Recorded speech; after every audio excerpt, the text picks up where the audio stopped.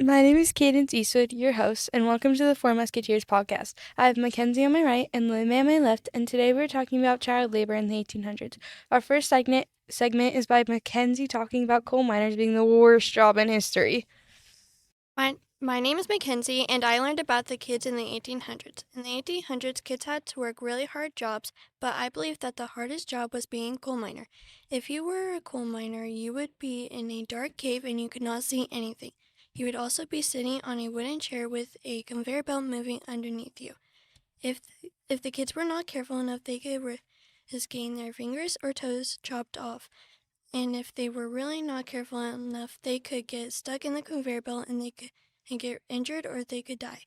They would also have to pull a really heavy cart through a small and narrow tunnel. In conclusion, coal mining is the worst job.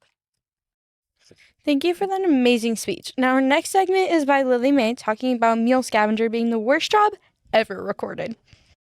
My name is Lily Mae, and imagine having to work at 4 or 5 years old just to get your hands or even head cut off. I think the mule scavenger is the most dangerous job out of all the five.